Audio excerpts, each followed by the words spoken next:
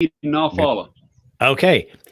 Hey, welcome to the Ultramarathon Mindset podcast. This episode is a little bit different. Instead of recording it on Zoom, I am doing a YouTube live presentation, and my guest today is Jim Lane. I saw him on one of the running groups on Facebook, and he has a YouTube channel, which is part of the reason why we're here on YouTube. To help promote his channel. So if you want to look him up later on YouTube, it's under the Wandering Gringos. Wandering Gringos. I'm going to say that.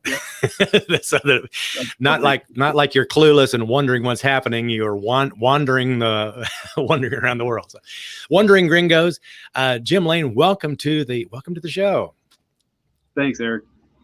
Hey, one of the things I try to do. I mean, there's a lot of, I know a little bit about you, so we'll have the conversation go that way. But usually, what I ask my guests to do is start out with, tell us a little bit about yourself and how did you get started as a runner?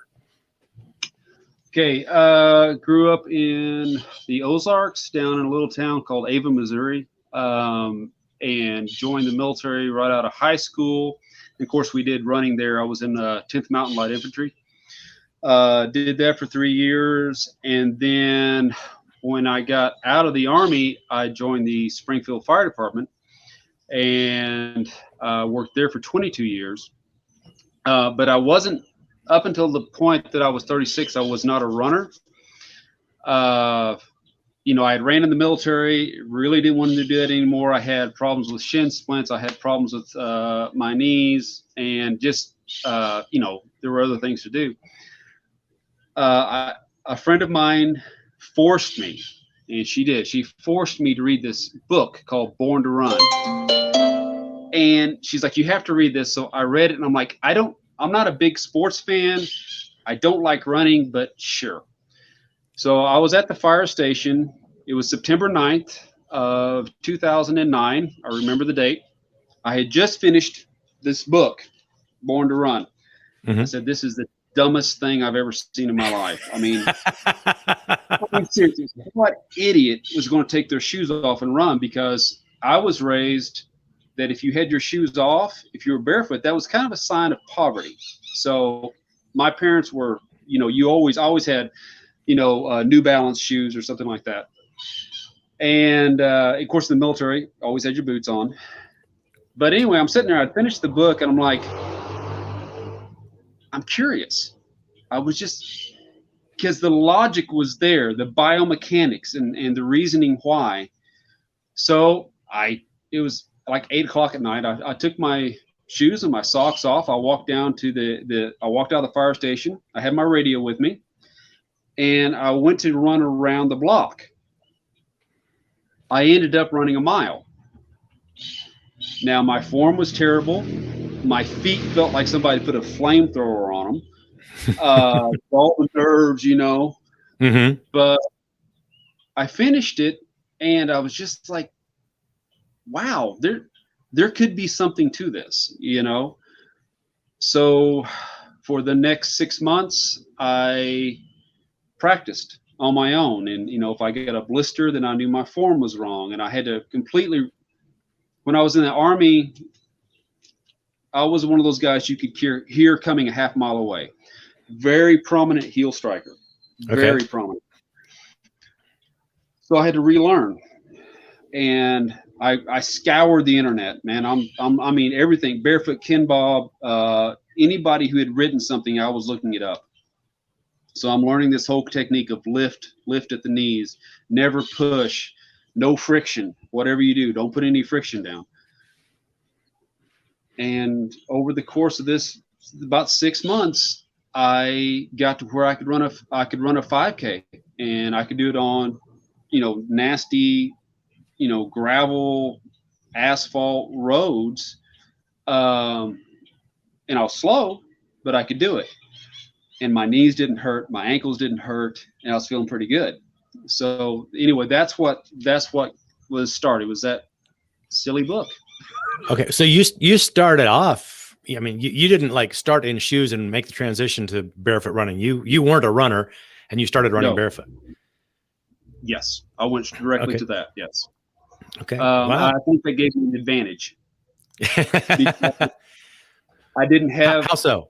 How so? Well, because okay, if I was like, let's say I had been training and I'm like, okay, I can crank out, let's say a 9-minute mile, and I know how fast it takes me to go around a certain route.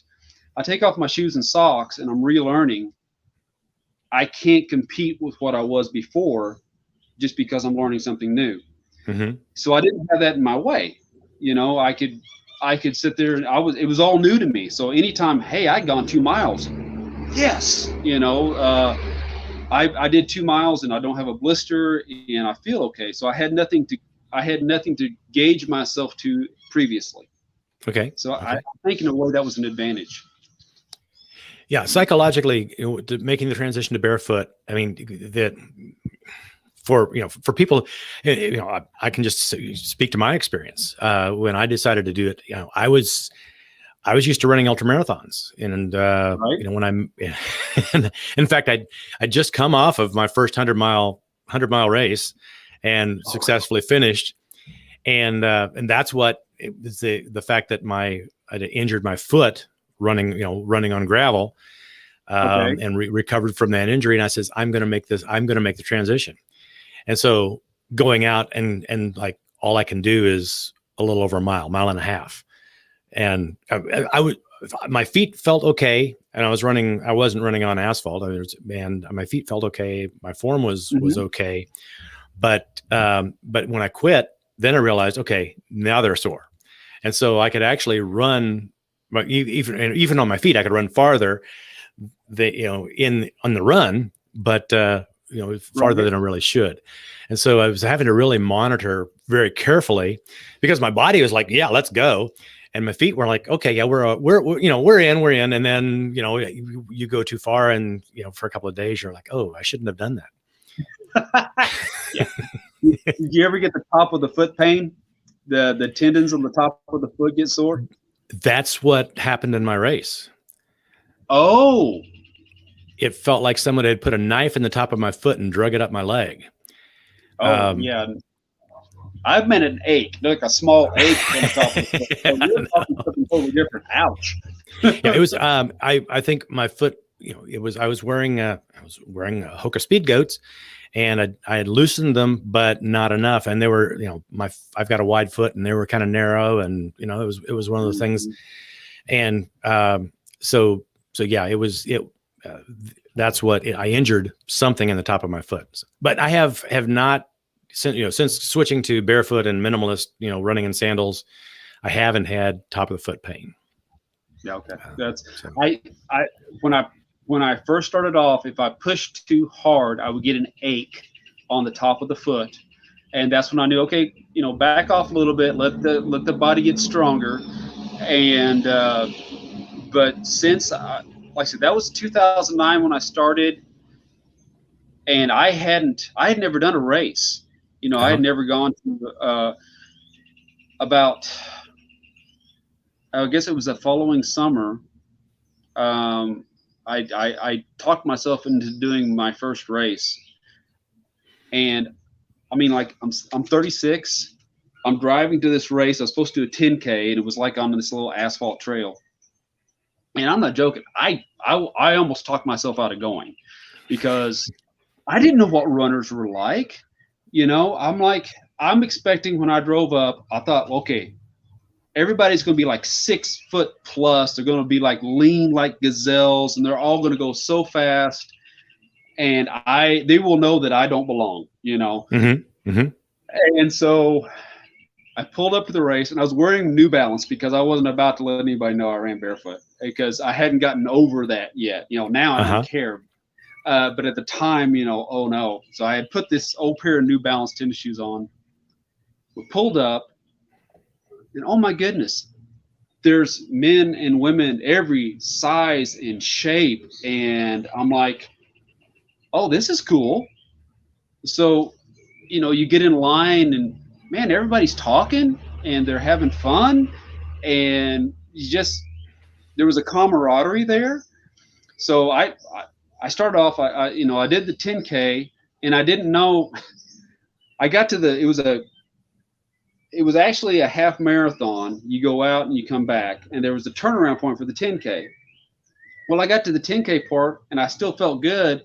So I just kept going. And they're like, "Oh, honey, you're supposed to turn around." It's like, no, I'm just feeling really motivated.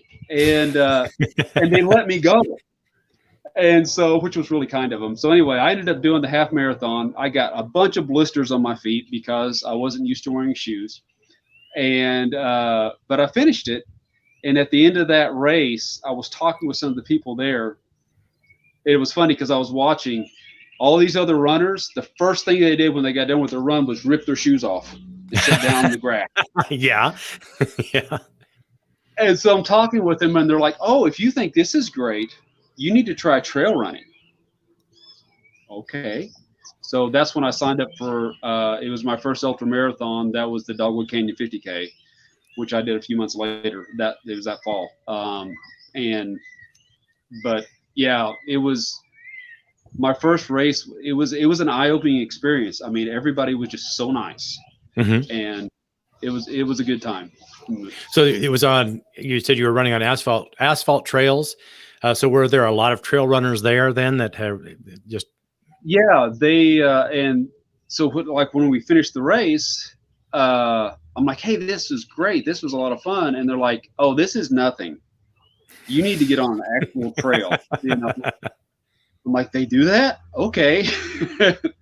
And then they're like, "Oh yeah, there's this little race called Dogwood Canyon. Yeah, you need to try that one." I had no idea what I was getting into. Have you ever done that race, the Dogwood Canyon 50K? No, I have not. I'm trying to, because there are quite a few, you know, in southern Missouri. There's a lot of trail races, and I think, is it Twisted Fork? Was that one of them that was down there? I can't remember. Northern. It could be northern Arkansas. Yeah, I have some friends. I knew they were down in the Ozarks going, and they ran, and they said it was a pretty tough course. And so I'd imagine Dogwood Canyon it could be. I mean, I'm familiar with the hills of Missouri, so yes, yeah. There's a couple of them, the hills where you're like going, "Why did I do this?" But it's a really good course. Yeah, if you ever get a chance, try it out. You'll like it. It's a good one. Yeah. Is that the one that's probably about 50 miles to the east of Branson? Is that Dogwood Canyon? South, yeah, you're going south, and actually a little bit. You're going south of Branson, then you go a little bit to the west. And in part of the course, you actually cross over into Arkansas. The guy that owned Bass Pro bought, I don't know, it's like 20,000 acres. It's huge. And it's in Arkansas and Missouri. Okay. So, okay. I'll have to check that. I'll have to check that out. It's like, I mean, it's good. But I've done I ran that in the Vibrant Five Fingers, and I've ran it in the Luna Sandals on the 50K. I've done the 50K there 3 times. I ran the 15K. They do a thing where it's like 15K on Saturday and a 25K on Sunday. Okay. I've done the back-to-back there barefoot. I'm sure other people have done it barefoot now. At the time, I was the only one who'd ever done it barefoot. But it's really good. It's like Jeep Trail. A lot of it is Jeep Trail. Okay. It's just rough. Yeah. But, now, my experience with the Ozarks is that there are a lot of rocks and like flint sometimes too. So what is that like barefoot? I mean, if you ran it fully barefoot, that's that seems to me like more than I'd want to do. It's tricky. Of course, you're always using your eyes. I mean, trail running, people think, "Oh, I'm running around and look at the beautiful vista." Well, if you're looking around, you're going to fall down. So, your focus is right in front of you. And so I'm usually trying to pick my path on avoiding anything that's obviously going to cause me pain. The flint or chert have not been a problem. I've never been cut doing that. But man, whenever they dump chat gravel down, oh my gosh, I hate chat gravel. I ran the only time I've done a barefoot marathon was the Heart of America marathon in Columbia. In Columbia, Missouri, there's a Heart of America marathon, and I forget which mile we were on, but we come around a corner, we hit an intersection, and they just poured fresh chat gravel for like a mile, and that's my nemesis, because it's one thing to land on it with your forepad. Okay, that's flexible, but when it rolls up into your arch, I hate that feeling. And and chat is really bad about that. And these were big. They were big pieces of chat, but chat tends to be sharp edges.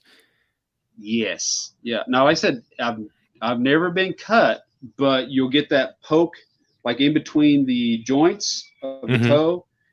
That's uncomfortable. And then if you get a piece that rolls and then the part rolls up into that arch, I don't like that feeling at all. Because usually, I mean, and you know this, I mean, usually whenever you're running barefoot, it's not an uncomfortable thing. I mean, the different textures of the ground, you know, be asphalt, new concrete, old concrete, whatever, chip and seal, or gravel. It's like different flavors of ice cream. You know, you like some flavors better than you like other flavors, but it's usually not a problem. But and I don't get to talk to a lot of other barefoot runners, but whenever you get a spot that's particularly rough, my cadence increases. I'm trying as fast as I can to land as light as I can to cross that section. You know, that to me that's when the time to speed up. You know, get over it and get past it. But chat gravel is one of the things I dislike it very much. Most of my barefoot running is on, if I'm on trails, I usually have some sort of sandal on. And so most of my barefoot running is on sidewalks. The thing that gets me is there will be a little piece of gravel, and I'll step on it once, and it then sticks to my foot. And so every time I land, it's right there. And I was like scuffing my foot, trying to get it dislodged. And usually it only lasts for like 5 steps or so if I let it go. But it's like those 5 steps. Oh, please. Oh, yeah. And it's like, is it still there? Yep, it's still there. Yeah, hold on a second. There we go. You have to excuse me. My gimbal died. We'll just do it this way. Okay. That's fine. But the you have to scrape it off, and because you get that pad built up, and so a little piece of rock will go up there and it'll just kind of stay for a while. You know. And it's I mean, you've got the pad, and so as far as it's not terrible, but you can feel it. I mean, people think, you've got tough feet because you're running barefoot. It's like those nerves are still there, and you're still so it's different. Well, you ever have people, your feet must be so calloused. Yeah. No, they're not. No. I mean, my wife calls them like puppy pads. She goes, yeah, because they're not calloused. They're thicker. The skin's thicker, but it's not like some, like those nasty old calluses you get in shoes right out next to your big toe. Yeah. Not like that. Not like that. Not like that. Yeah. It's just, there's a little bit more skin, and it's a lot like leather. So. Yes, very much so. Yeah. But, and then I don't know if you ended up doing this. I had gotten where I could run barefoot, and I really enjoyed it, and I got addicted, and where I just I was wanting to see how far I could go, and then I got to where I wanted to wear minimal shoes during the day, so I was wearing like basically kind of like a moccasin or like a 5-toe or something like that. I don't even know if Lunas were out yet. But I was walking down a hallway. My wife worked at the hospital. I was walking down one of those tall hallways, and I'm hearing this like a bongo beat in the background of my ear. And I'm like, what is that sound? And I realized it was my heel. Even though I ran on my forefoot, I was still walking and heel striking. Mm-hmm. And I thought, well, maybe I need to switch that. And so I actually it was actually harder learning how to walk on my forefoot than it was learning how to run barefoot. And I worked on it. And again, it was like another 6 months. I worked on it. So now whenever, when I'm walking, I land pretty much like I land when I'm barefoot running. The heel touches, but it's that front section behind the pinky toe, that pad there lands first, rolls over, and then the heel will settle. Heel, yeah. And which is fun because you can put on like headphones, and you can tell somebody, okay, walk across this floor, and they'll hear that bongo beat, because the headphones have kind of enclosed that. And then you're like, okay, now try it like this. Land on your forefoot, and they're like, the sound's gone, because you lose that impact. So yeah, and I have found, and if I've working on my certification to become a Chi running instructor, and so I've been working on my form, and got pictures from my last 50K, which we ended up running on asphalt. And I looked at all of my pictures, and I was like, my form, I need to work. I still need more work on my form because it's like a golf swing. Yeah. So, but yes, I do that walking as well. It's for me. I mean, I tell people it's a mental thing, because I know so many runners that they put on music and their mind is just off, and so for me, when I run, my mind, it's a mental discipline to just be focusing on what's happening in my body almost all the time. And I was doing that even in shoes, but even more so now that I'm a minimalist runner. And so I'm trying to be aware of how my foot's striking. And and in order to develop that, I did it even when I was walking. If I'm just walking across the room, I try to just bring myself here and be present where I'm at, so that I can feel what's going on in my body. Because unless it's a habit, as shown by my pictures, my habits need to be refined a little bit more. And so I'm working on that again. And so it's a continual process for me. Absolutely. And I think you're absolutely right. Cause a lot, people, they put on the headphones to get their brain into the zone that they want to get it to, which I understand. But whenever I do that, my form goes to crap, because I'm hitting the ground harder. I've noticed that I'm not paying attention to my turnover. And if I don't have headphones on, which I mean, it's very rare that I'll put on a set of headphones. I'm listening the entire time, because if I can hear myself, I'm doing something wrong. So like you're saying, you really have to be in tune with your body. Or like if you're going along and all of a sudden you get a little twinge somewhere, okay, then you're gonna go back up. Okay, what am I doing wrong? All right, lifting at the knees, lowering the hips, relax. Is my cadence fast enough? And then all of a sudden that little twinge will just go away. But yeah, that's why it's kind of, I've never played golf, but they're always talking about getting that perfect swing, Yes. I think barefoot running is the same way. You're looking for that perfect stride and cadence. Yeah, except for in golf, you only need to do that for a few seconds. when you're running, for me, when I'm running, I mean, it's not constant, but I'm always checking in. I'll let my mind will go somewhere else, but then I bring back, and I'm checking in with my body, and it's just kind of a continual process. And for me, it's not boring. It's like a meditation. But yeah, I know a lot of people, they deal with it differently. Their mind is off somewhere else, and they just kind of let their body go on autopilot. And I mean, I've put in a plug for barefoot running. The shoe industry's allowed people to do that. Yeah. Because shoes will cover a lot of form, will allow people to run in whatever form they want. That's just, and you don't have to think. So. And that's my thing. It's like, I've seen people who have good form, perfectly fine form in shoes, Hokas, whatever, and they have perfectly fine form, and that's great. But that's the exception. I've also seen people running. And I've seen people running in. You ever go to a race and see somebody and they've got their Vibram Five Fingers, or they've got their sandals on, and as they're coming in, as they're running, you can hear them heel striking anyway.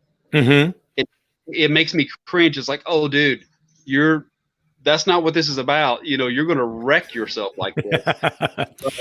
Yeah, and you do that for a 50K, and you'll hurt. You'll end up being pretty sore afterwards.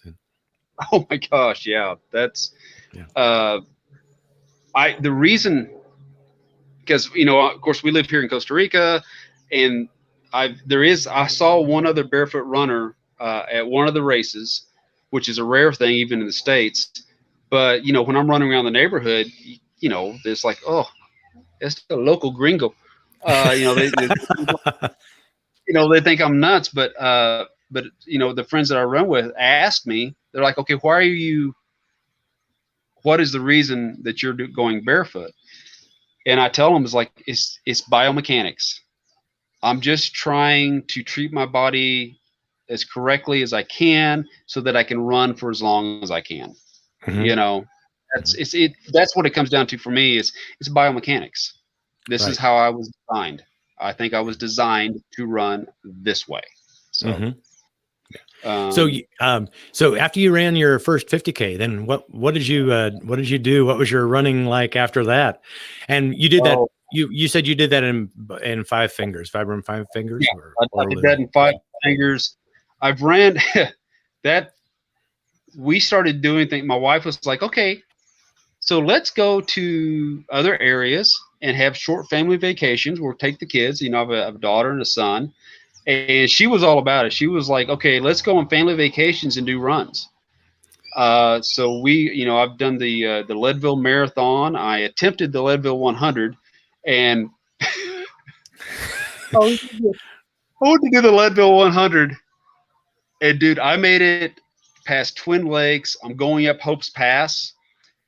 I missed the cutoff at Hope's Pass by 2 minutes. Wow. And so I'm struggling up this mountain, and you can't breathe.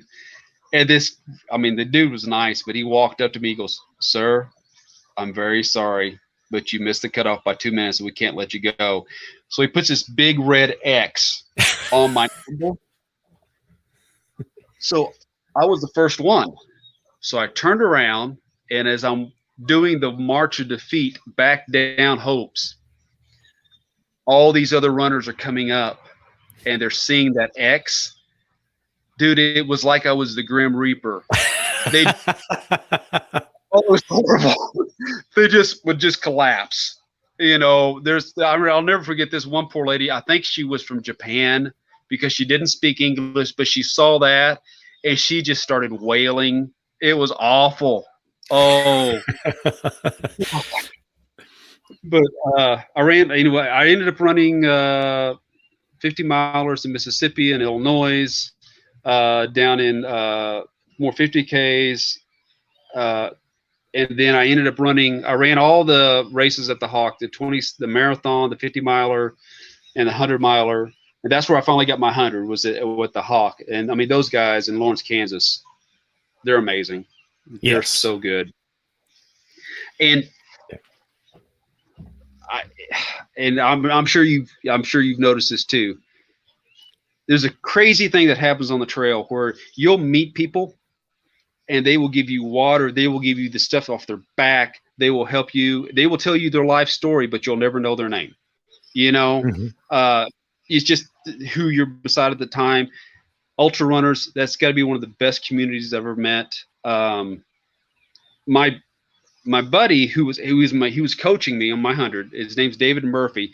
He's actually in charge of the Idiots Running Club. If you've ever heard of them. No, I've not heard of them.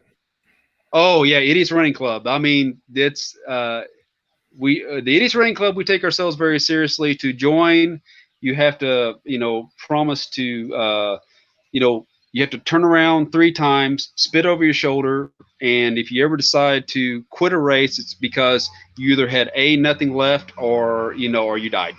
It's there, and the runners are from back of the pack to people who are amazingly fast. Just a really great group of people. They're on Facebook. But anyway, David was in Arkansas when I was doing my 100.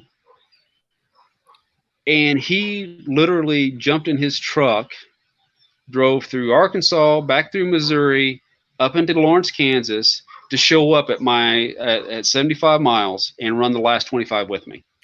Wow. And I'm not joking. Oh my gosh, I was toast, because I have this thing that whenever the sun starts to come back up, it messes with my brain. I can get through the night, no problem, but when the sun starts to come up, I just get so tired. Mm-hmm. And it's like when I drive too. But David was sitting there doing this 25-mile loop with me, and he's just kind of encouraged me along, and hey, you because I hit mile 83, and I was in a low point. I mean, I was like, you get to that point where you're like, I don't care about a buckle, I don't care about the well, and that was about the time you had to go up over Bunker Hill at mile 83. Yes, for the last time. Yeah. And so we come up to that aid station. And I'm like, he goes, hey man, if you decide to quit, I understand. He said, but you're never going to forgive yourself. And I'm like, I'm not quitting. I said, but I can't go to that aid station. Would you mind grabbing me a few things? So he did. So he does the long walk around that field with me and comes back to that aid station. And I mean, I'm just miserable. I hadn't been able to run. I just could not get my legs to work. Well, we passed that aid station again on Bunker Hill, and there was about a 60-yard straightaway through the woods, and I'm just like, I have to start running again, because we were at probably 28 hours at that point, and so I started running again. But I made it to the end of that section, and I was like, hey, I can run. What if I made it the next 6 miles to that next aid station? So I just kept pushing, and I started singing "This Little Light of Mine." The This Little Light of Mine. Yeah. Mm-hmm. I started belting that out, and I started passing people. And everything changed. David's behind me, whooping and hollering. We hit that next aid station, which was the last one. I don't even stop. I just blow through, singing at the top of my lungs. There was a guy there by the name of Bob Hall who had been ahead of me, and he was sitting in the chair, and he was done. And I guess I come running through there doing that because I was having my high moment, and he goes, well, that's bullcrap. I'm going to catch him. So I'm running and singing. David's behind me, whooping and hollering. At like 3 miles later, Bob Hall passed me, and we got up to like a mile or two out, and we looked at the watch, and we were at 29 hours and something. And David Murphy told me, he goes, hey, I don't want to bring up the elephant in the room. And I'm like, yeah, no, you're right. We can beat 30. We can break 30. And so I came in at 29 hours and 39 minutes. Bob Hall was a couple minutes ahead of me. And at the end of the race, I'm sitting in one chair and Bob Hall's over here in the other chair. And he's like, thank you. And I'm like, but it was, but anyway, the point of that, bring that up was I'd have never made it without this friends and the support and the people who were out there. There were two other people who ran with me through the night past mile 50. The community, the ultra running community, is just such a wonderful group of people. You know, the support was amazing. But, So you did your first 100. Did you then go on and do other hundreds after that, or were you? I did that 100, and then at that point, that was in 2015. And at that point, I did several other ultras, like 50 milers and 50 Ks. I didn't do another 100. I'm still got the itch to try Leadville again. That's kind of the one buckle I'd like to have. But no, I was running other races and then getting ready for our move here, because we started planning for our move to Costa Rica. We moved here in 2017, and that was 2015. So the time was getting short. Okay. Because we had all of our stuff to sell. We had our house to sell. I had to get everything squared away with my pension, retire from the fire department, get all that stuff to work so that we could come down here. And so I was busy. Yeah. So I wanted to ask, what was the draw to go to Costa Rica? What kind of was your what was your process to pick up and say, okay, we're gonna leave Missouri and gonna head down to Costa Rica? It was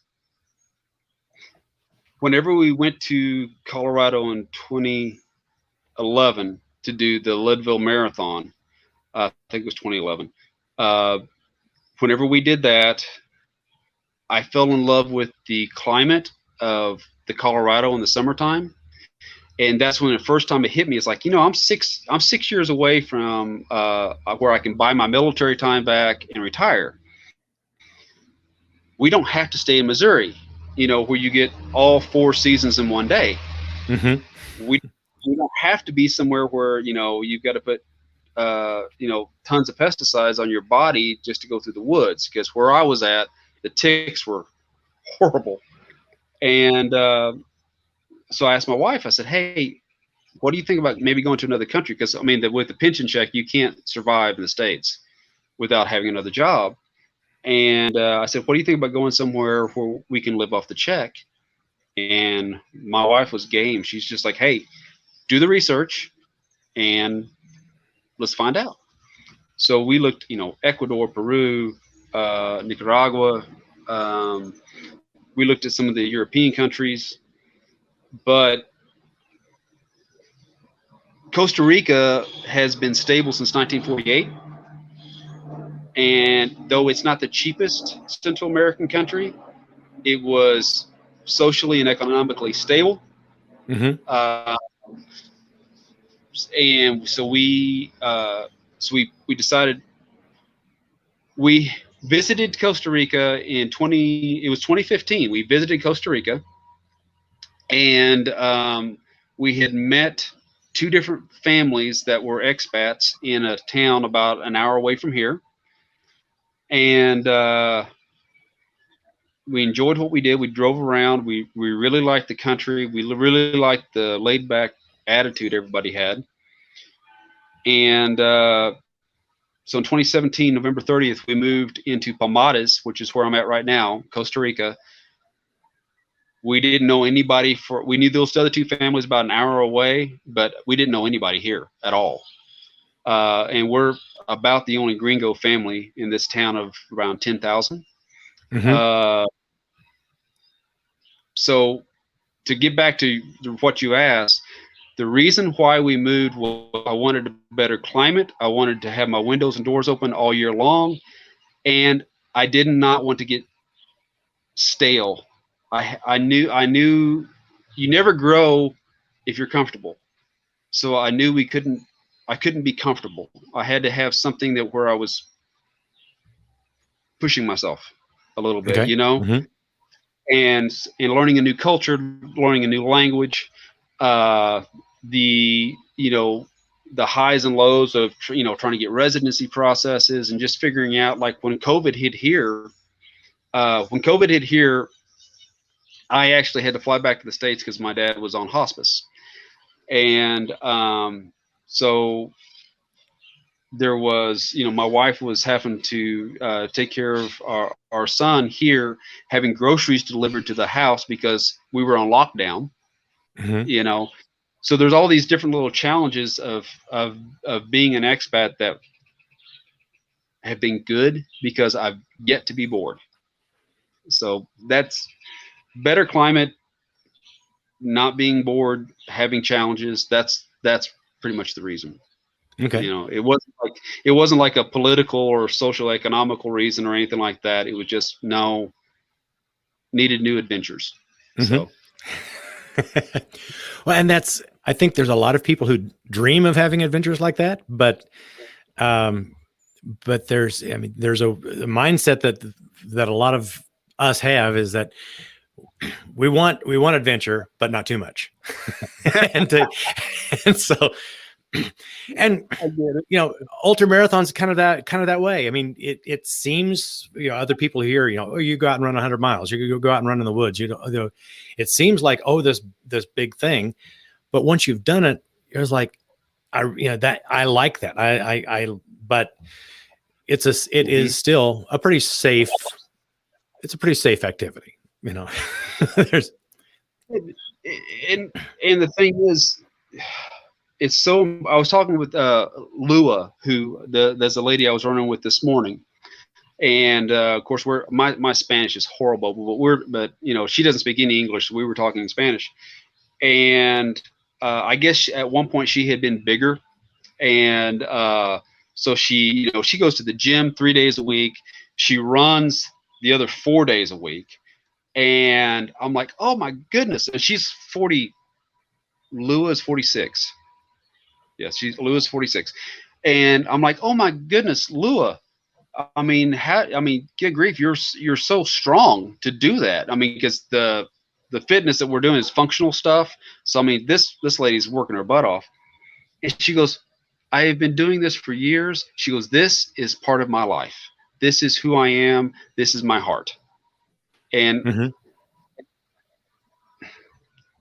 and I think that's so much better than going, well, let's see what's on, what's the TV got going on tonight. Mm-hmm. I'm going to sit down, I'm going to sit down, watch TV, or come home from work and just, my Costa Rican friends asked, they're like, well, why did you leave the States? And I said, well, here I have a better standard of life because a lot of excess stuff has been taken out. I don't have advertisements. I don't have, commercials. I don't have the news media. It's just not part of my life anymore. Mm-hmm. I don't miss it.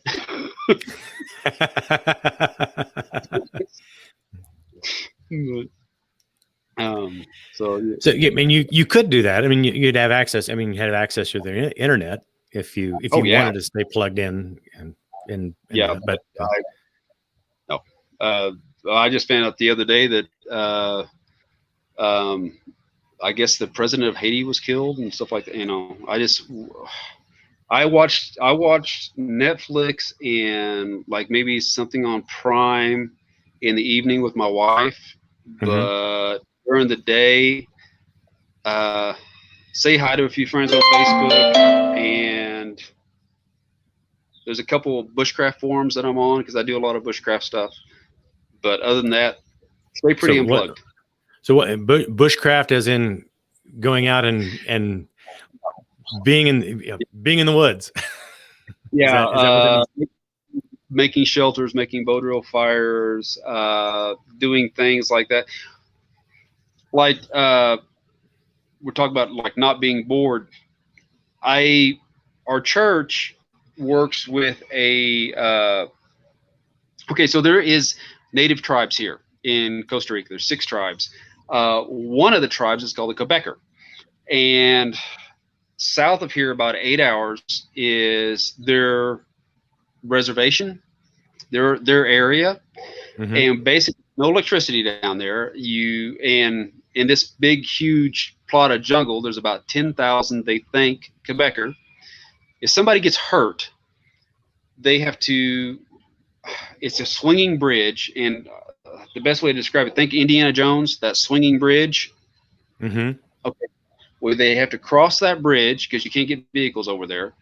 And then the church has bought a side-by-side. They call it a mule. And we have a guy who, his name is Isaias.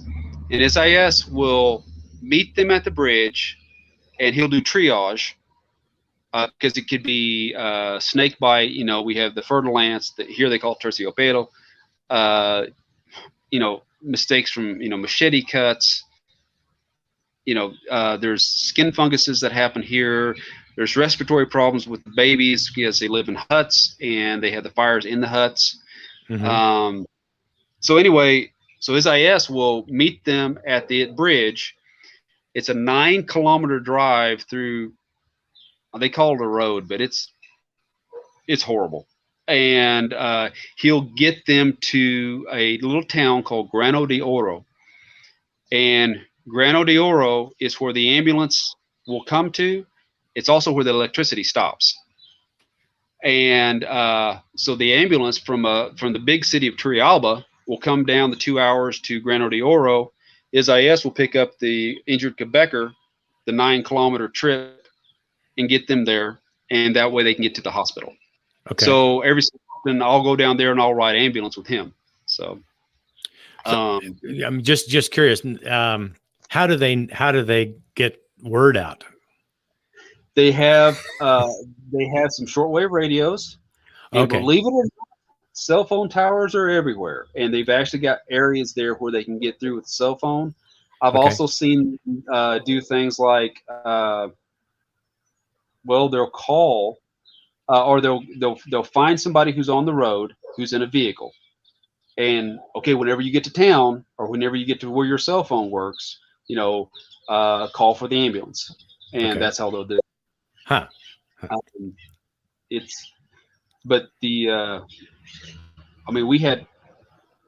There was a lady who had given birth 8 days before. She couldn't move. She was in a lot of pain. Well, she hadn't delivered her placenta, and so she had an infection. So I'm with Isaias, and we're driving. You know, there's no lights, there's no electricity, so we're driving down this road, and he says, he goes, okay, she's here. So he stops the rig. We step out. There's nothing, and he takes off down this trail. It's in the afternoon. He takes off down this trail. An hour later, we had passed 5 houses, single track trail along this ridge line, and we got to where she was at. And she couldn't move, and she was in horrible pain. The baby was okay. So I'm talking to Isaias. I'm like, in my bad Spanish, because he doesn't speak English, but he does speak Quebecer. And I'm like, how do you want to do this? Because in my head, I'm still stuck in Fire Department USA. Okay, we need a backboard. We need all this other stuff. We need helicopter come in. We need something. And he goes, we're going to get a board. And so he gets this board. He wraps it in clothing, ties her to the board so she doesn't have to bend, because that's the problem. She can't. If she bends, she's going to be in horrible pain. They put her in a hammock, tie her to a pole, and 6 Quebecer men spend 2 hours. We're on a single track trail. It's nighttime because an hour there, it took 2 hours to get out, to get her back to the mule, to, you know, the side by side, to drive her to Grano de Oro. And it was crazy. It was a crazy night. But she's fine. She's okay. The baby's okay. It's all good. But so do you get to practice bushcraft where you're at there in Costa Rica? I actually have a channel, another YouTube channel called Bushcraft Costa Rica, and and I'm on the forum Bushcraft USA a lot, and just, you know, stuff like, working on friction fires and hold on a second. Had a fly.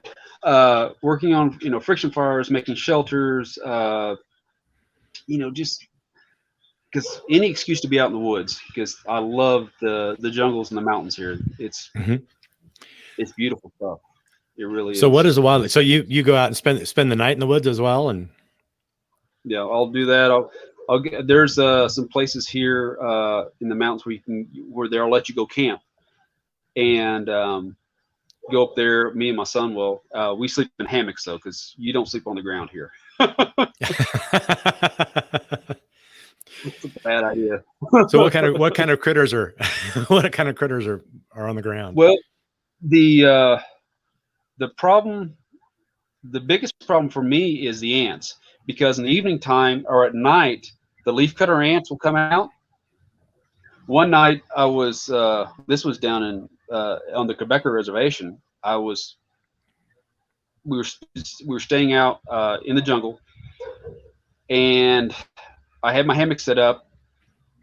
I'd just gone to bed maybe 15-20 minutes, and I'm hearing this crunching sound. What is that? I can hear it. And so I turn my light on, and I'm looking around, and my leather strap that was onto my satchel was completely covered in leafcutter ants, and they were going to town chewing up that leather. So anyway, and what had happened was, as soon as it got dark, they made their own trail, and they found my satchel. They found the leather strap, and they thought that was food. So so for me, the only way I'll sleep out in the jungle at night is I'm in a hammock, I'm off the ground, and it also keeps the bugs off you too. So because there are jaguar here, there are mountain lion, there are peccary. There are a few big predators, but mostly I think what you have to worry about is the poisonous snake or venomous snakes. And then there's also a venomous spider here called the Brazilian wanderer spider. And it's highly, highly venomous and it's aggressive. There's bullet ants that will sting. So yeah, just stay off the ground. Yeah. But you don't have to worry so much about that. You'll go out and run in the, through trails. You have to be careful. I mean, just like Missouri or Kansas or other places in the United States, don't step on the snakes. Yeah, absolutely. Yeah.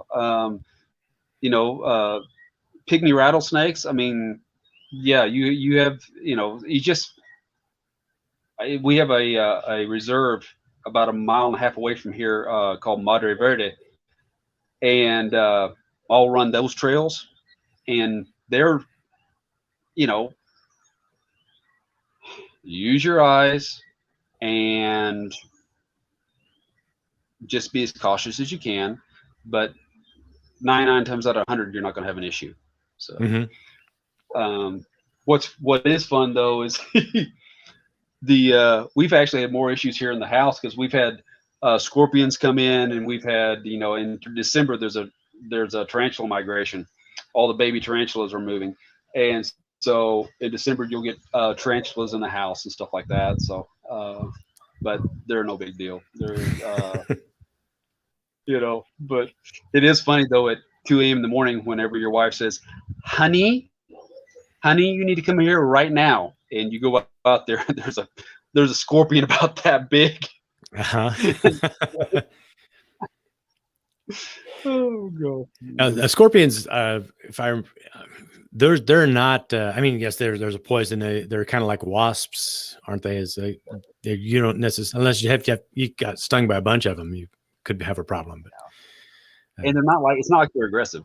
They're not like trying to come after you. So, but no, I really enjoy getting out into the forest here. You see all sorts of animals. I mean, the sloths, the coati, which is kind of like a raccoon type animal.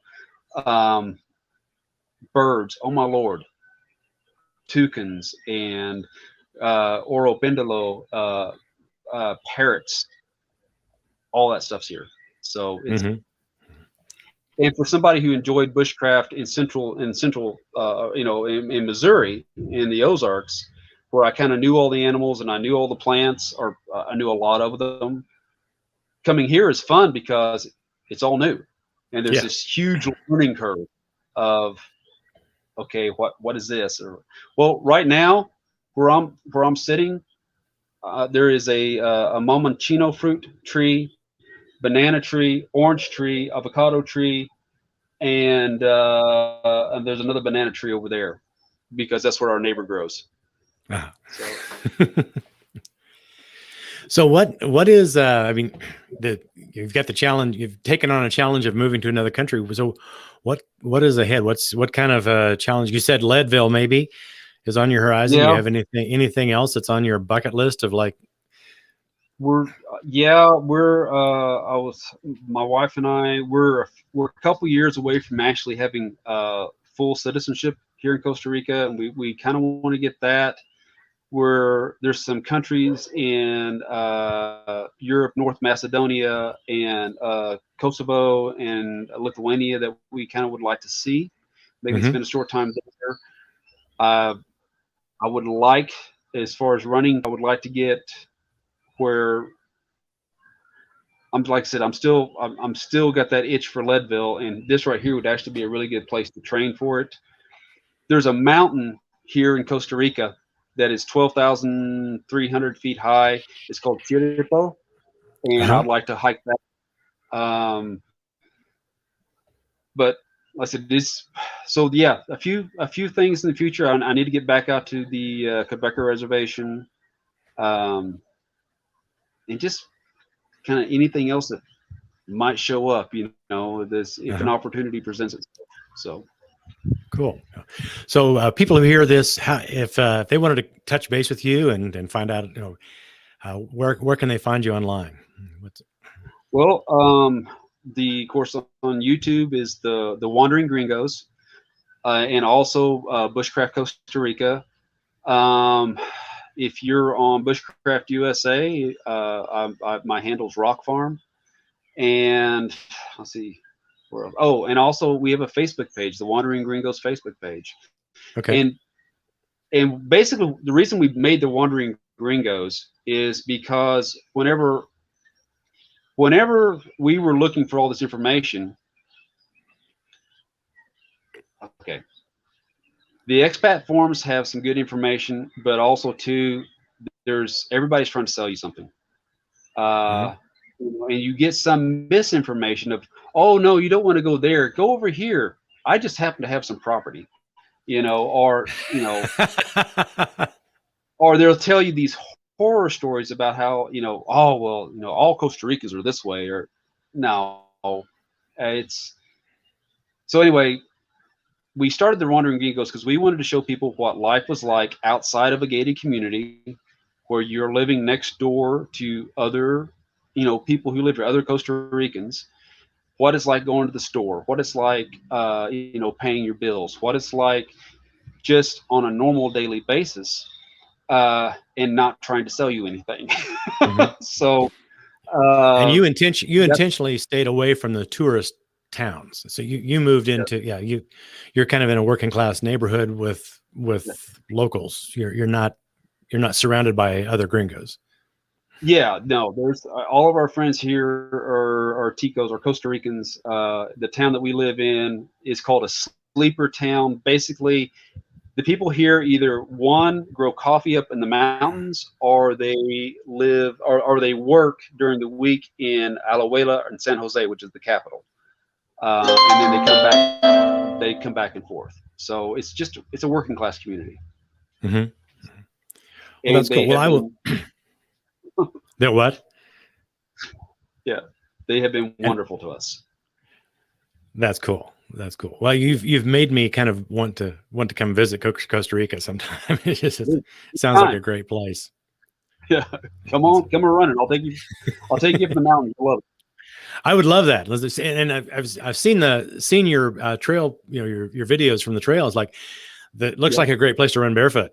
Just this looks like a great barefoot running place. So it is. There's not a lot of sharp rock here. It's mostly rounded stuff. So it's good.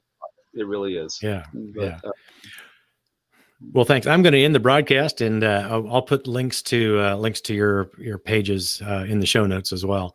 Cool. So yeah, I'm going to end this. Thanks a lot. I appreciate. And I'll end the official broadcast, and we'll talk in just a minute. So. Okay, sounds like a deal. Yeah.